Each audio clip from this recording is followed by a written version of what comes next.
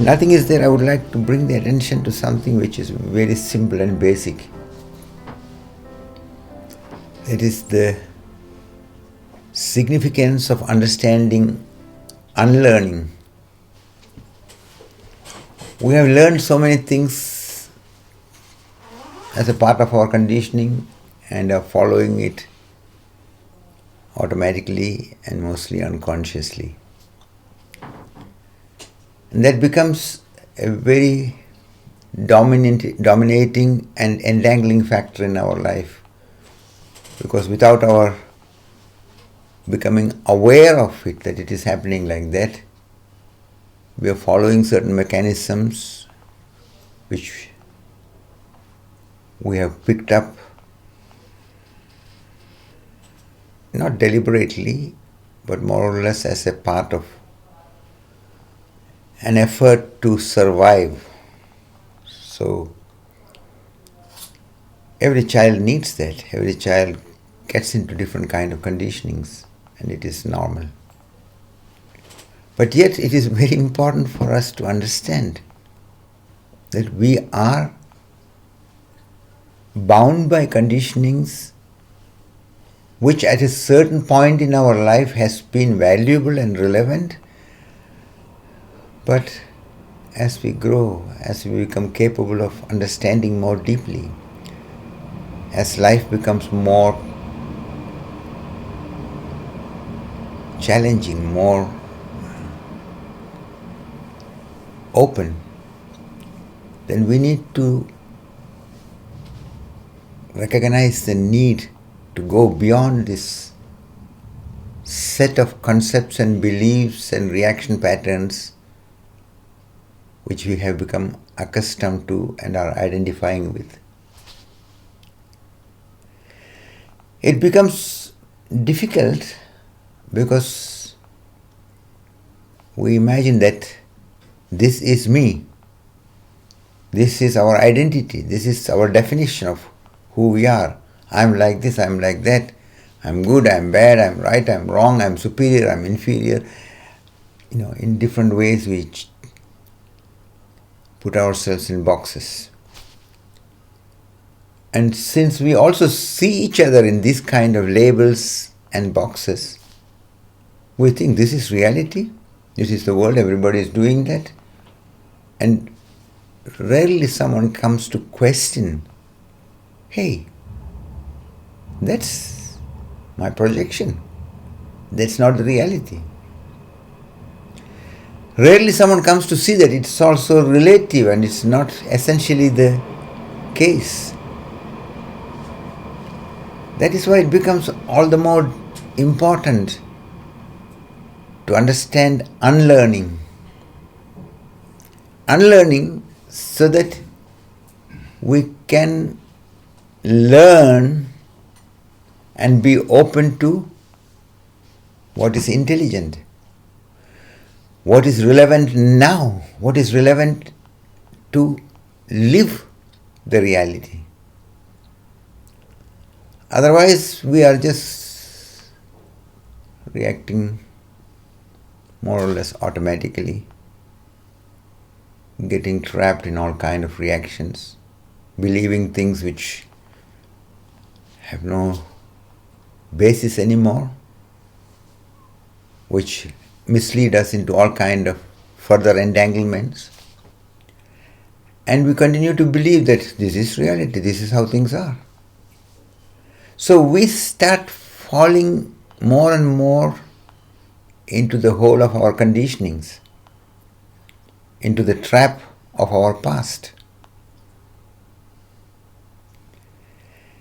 So rather than using that what we have understood and learned in the relative level of going about life in a careful and intelligent way, we are dominated by it.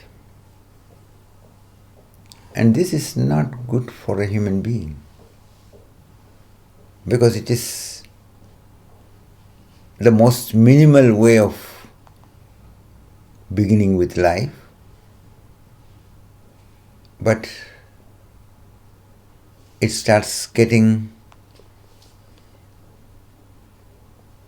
into a one-dimensional trapped state, and often it starts rotting, starts getting damaged, it gets destructive.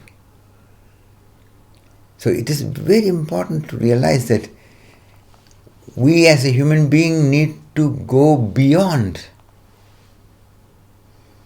our conditioning. It is just like when a child is for 9 months in the womb of the mother, everything is good, everything is fine, everything is how it should be. But just imagine if the child had the possibility to decide whether to come to the world or not. And because it is so cozy there, everything is taken care of. You don't need to bother about anything. You don't need to look for your living space. You don't need to consider about your food. Breathing is taken care. Everything seems to be optimal. So, nature has made it like that there is no choice for the child. It has to come out to the world. But as far as our growing beyond the womb of the ego, growing beyond the conditioned idea of ourselves, we have the choice, we have to decide, we have to understand, we have the responsibility. That is what unlearning is all about. Unlearning the habitual way of reacting and learning to answer to the challenges, learning to be here, learning to be with the now, learning to be present, so that you don't need to carry the whole burden of the past and go on in this worrying, serious, struggling pattern of reacting. When you are in it, you feel that how can I come out of it? It's natural, it is me. And you have to see how delicate this whole going beyond the conditioning is, going beyond the past is. You have to, from within, see these things and not make a fight out of it, but slowly, kind of like a snake is putting away its skin when it is time for it to change the skin. You have to go beyond the skin of your false identity. The ego is a false identity. It is not your true nature. It's not your true reality. And it is important to really consider it, understand it, and take consequently the steps so that you can become what you really are, so that you can live the life of joy, of love, of freedom, of playfulness, of celebration. It is what every human being is capable of potentially. But this potential of the blessing what we have can be realized only when you confront, when you inquire, when you decide to consequently face all that what is there which prevents you from living joyously, living beautifully, living lovingly, living compassionately. It is not easy because it also means confronting all that what we have been putting under the carpet, which we are putting in the cellar and not wanting to have anything to do with it. All that what is painful, all that what is uncomfortable, all that what we are ashamed about. But the paradoxical nature of the reality is that we have everything in us. The beautiful, what we call beautiful, and the ugly, what we call ugly. That what we call positive, that what we call negative. If you can look at it all as the raw material which you have in your storage and understand the nature of how it all works, what it does, where it becomes a blessing, where it becomes a curse, where it opens you up to life, where it entangles you more and closes you up into a unintelligent, unhealthy state. And this is your individual responsibility. Nobody else can do it for you. So you have to become aware of the need and the urgency to confront your identity, confront that what you believe you are. Confront this settled idea of I, me, mine, so that you can unlearn and become open to see, to understand what really is, and to live a life which is based on the truth, which is based on the reality, which is authentic. Otherwise, you may be wanting to be true, you may be wanting to be authentic, but in this uncleared state, you are in fight with yourself. And when you are in fight with yourself, you cannot be really open to anybody in a deep sense. Always there is calculation, fight, mistrust, fear. And it need not be your settlement. And this you have to understand. That is why I say that it's not a question of agreeing with anybody or disagreeing with anybody. It's not a question of believing in something or disbelieving in something. You have to face. You have to face the reality. You have to admit to yourself the misunderstandings which you carry and hold on and settle with. And one of the biggest challenges is we always want to settle. We want to hold. We want to have something. Oh, now I have it. Now I have it. Now this is it. It's human, it's understandable, because when we don't have everything clear and settled, we feel insecure. We are always wanting to hold to something. We are always wanting to believe that now it's all in the grip. But when you consider the nature of the reality and see that there's nothing one can have in grip, everything is part of the mystery. And that what we imagine to have in grip is very relative and very much a wishful thinking in a relative level. It is okay to play with it, but one has to admit, when death can come any moment, when things can change from one second to another second rapidly without even our expecting anything, what is the security? What we have in control? And this is what we need to admit, whether we like it or not, whether we are comfortable with it or not, is part of the fact. That is why in the deeper teachings, they say that the secret of life is to be found in the secret of death. Simple, because when you see how nature is working, how everything can change, how we may have to let go of everything without any argument about it.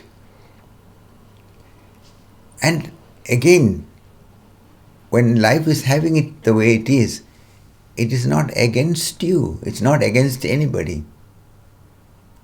It is not a punishment, it is not a curse, it is not how it should not be. It is on the contrary. When you understand it, you see that it is manifesting from ungraspable intelligence, ungraspable care. But it's very difficult when we are in a settled position to judge and figure out things according to our standards and values, to imagine even that when we are in pain, when we are having difficulties, that life means good with us.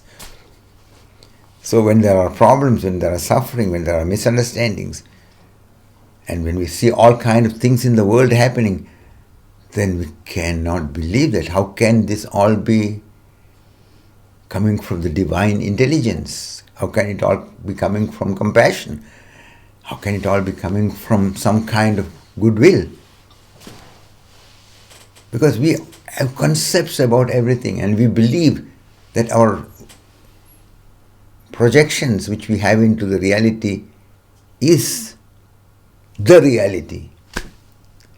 And it is not so. Nowadays we have it a little bit more easy to see how it is all working, because we can see in the internet, in the virtual reality, in a digital world you can create all kind of things, all kind of roles, all kind of forms, all kind of beliefs. You can buy and sell things and live in apartments, apparently in the virtual world. So the virtual reality shows us how we can get into beliefs. We are into believing that we possess things. But what do we possess? In a relative level, we can say, this is my ground, this is my house, this is my car, this is my villa, this is my boat, my airplane. Okay. But when death comes, where does it go? You cannot take it with.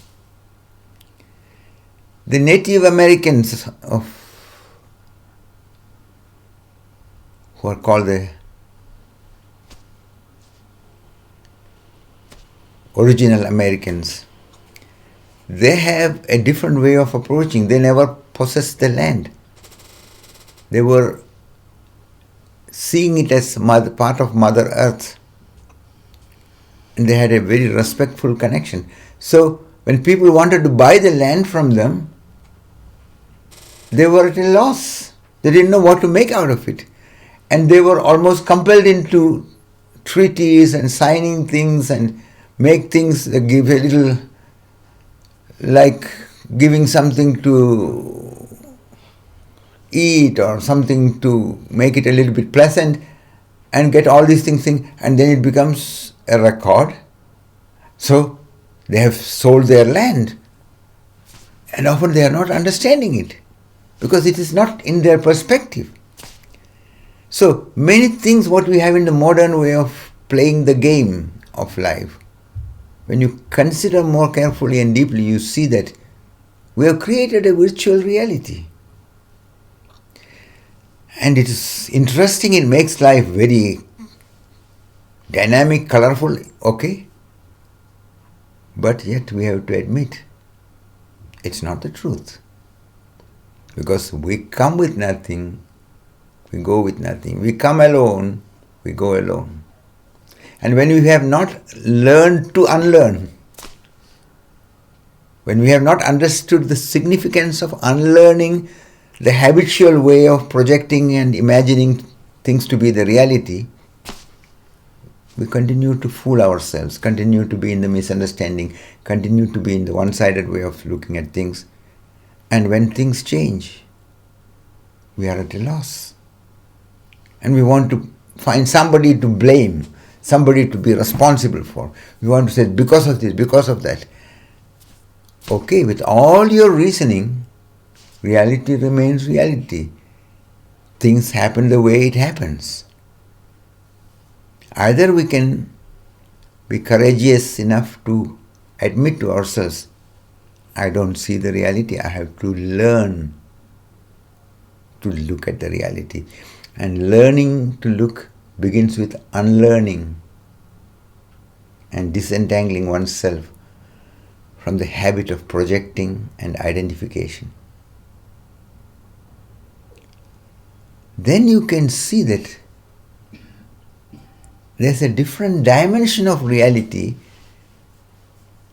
which is not relative, which is not according to the values which we have put. And only from this deeper and direct way of experiencing reality, we can reconnect and go healthily, intelligently with our relative reality, with what we call reality, but which is a virtual reality. That is why in the East, when it is said that this world is a maya, it is like an illusion. And the more carefully you consider, the more transparent it will become to you. And it is so. But we are behind dreams. We are running behind this dream. And we believe that when I have this kind of a material situation, when I have this kind of position, when I have this kind of a relationship, when I have this kind of friends and company, then everything will be happy, everything will be fine. We are looking for some hold. We are looking for settlement in an area where everything is ongoingly changing. You can put it in another way of, like, it is like trying to create a big permanent construction in an area which is prone to earthquake, where the earth can move and shake everything. And we want to settle there. It may stay for a while, it may stay for years, but any moment the earthquake can come and shatter everything, even if we have made it in very clever ways. So when we can admit how things really are,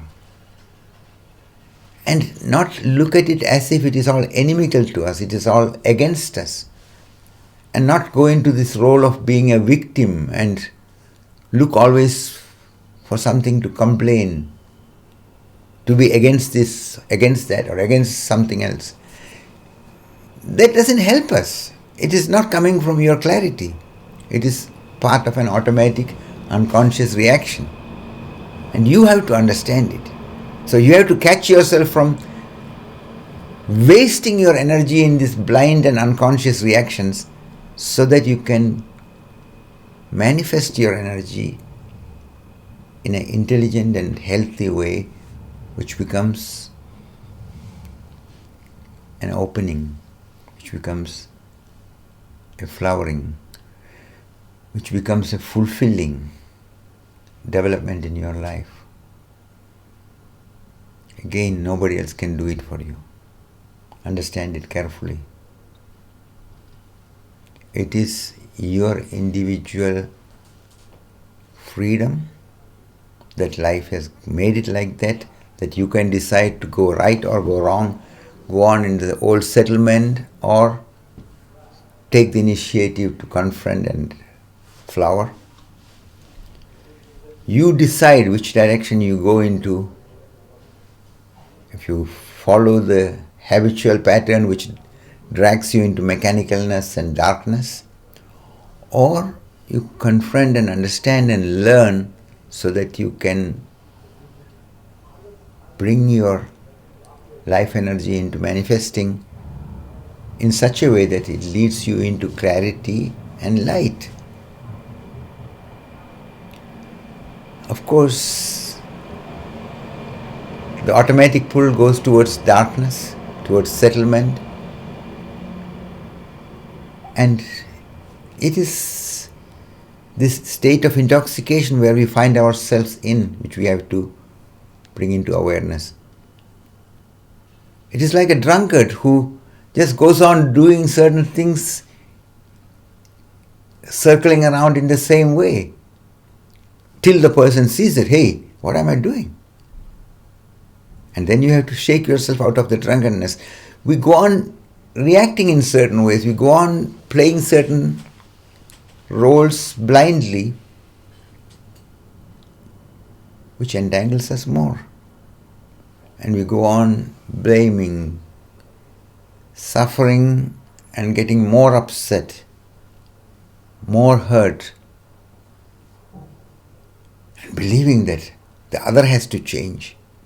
The other is a problem.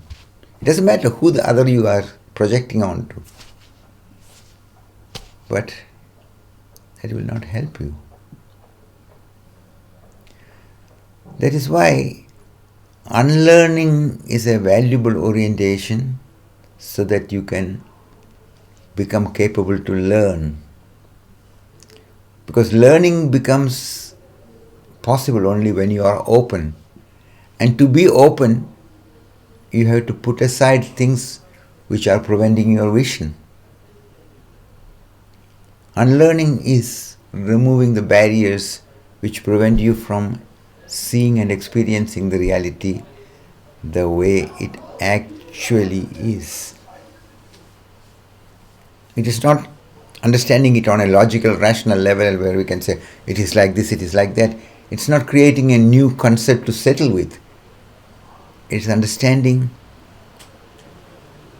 that what we call settlement and unsettlement, beyond that there is a reality. To realize that beyond what we feel secure and insecure, there is a reality. And that you can only experience individually. Life offers an incredible opportunity for every human being. But it's left to us what we make out of it. So recognize it in a very careful way, because it's so easy to oversee it, it's so easy to miss it. It's so easy to just go on in the kind of drunken, intoxicant state and believe that somebody else has to change, something else has to change, the problem somebody else will solve for you. No. It is not in the nature of things that it can be like that. So understand it the way it really is. And once it becomes clear to you, then you start realizing what a blessing, what a wonder, what a beauty, what kind of care and intelligence is behind the whole manifestation of life. But we are not able to see that and feel it like that when we are trapped in our own misunderstood settlements. So you have to go beyond the shells and the protective walls which you have created around yourself, realizing that they may look like protection, but they are also preventing you from receiving light, receiving and seeing the reality the way it is. You may appear very clever to your way of judging and labeling, but see the misunderstanding which is involved in it, because it prevents you from really considering and confronting the reality the way it actually is. Life is supporting, but the freedom which we have is that we have to take the initiative from within. It's the individual freedom, individual initiative what is required, and it is the flowering of the individual to the awareness of the deeply interconnected reality and to the dimension beyond death and transformation.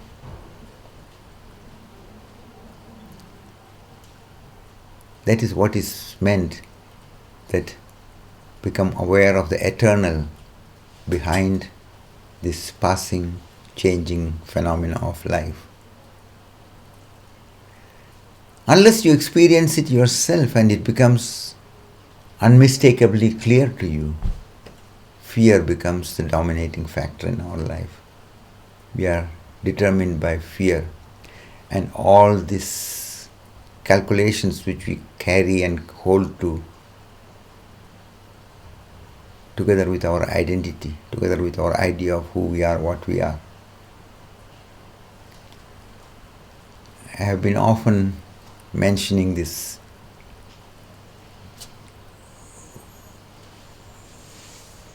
prayer from the scriptures in India, which is very basic, which says Asatoma Satkamaya, which means help me to go beyond that what is false, what is illusory, into that what is true, what is authentic. Tamasorma Jyotirgamaya, from darkness, let me move towards the light which is eternally shining. Jyoti is the light, the eternal light. Mrityorma Amritam Gamaya, from the dimension of death, let me move towards that what is beyond death. This is a very beautiful prayer. It has nothing to do with any particular religion or any particular concept. Just because it is a Sanskrit expression, it is coming from the Indian background, it doesn't mean that it is defined to any Hindu religion or any particular thing. But this vision is very, very basic, very, very important for everybody who is carefully and courageously considering. When you experience from your own inner inquiry and get familiar with what really is, then you see that all religions are attempts to help everybody to come towards this realization in different ways. Then you can see behind the diversity the underlying unity. Then you can realize that all these manifestations of life in such different forms, with such different uniqueness, is not against each other. It is part of the wonder, and you start rejoicing it rather than being afraid of it when you are clear. But without the clarity inside, we are afraid of everything which is different than our concept, our beliefs, our projections. This is what I mean by unlearning. Unlearn the habit of projecting and labeling and start courageously considering what really is, so that you become capable for a direct understanding and experience of the reality beyond the logical, calculative projections through the mind. And that is what makes all the difference. Human life is so unique and so blessed because we have the capacity, unlike the other living beings, to consider, to understand, and to realize the potential of love, realize the potential of peace, realize the potential of freedom, and awaken to the divinity which we are part of, which we are not separated from. So consider the urgency for it, consider your responsibility in it, and go consequently in your further journey with this remembrance and this awareness, so that it can be realized, it can be lived, it can become your reality.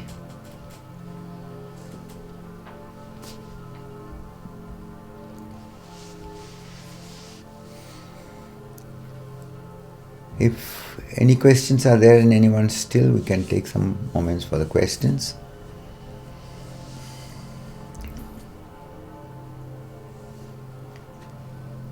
So if no questions are there, we sit the next 30 minutes being wakeful and present to all what is, without trying to interfere with anything, whatever thoughts, whatever feelings. This is unlearning, unlearning the habit of identifying with the thoughts, feelings and energy processes, unlearning the habit of identifying with the body and the mind process. Just watching, being like a mirror. And this is how you start unlearning. And in this conscious way of being with the reality in a non-interfering and wakeful way, without identifying with anything, without interfering with anything, you become capable to discover the nature of the reality, to become familiar more deeply with that what you are when you are not holding to anything in particular. This is unlearning. With this orientation, with closed eyes, we sit the next half hour.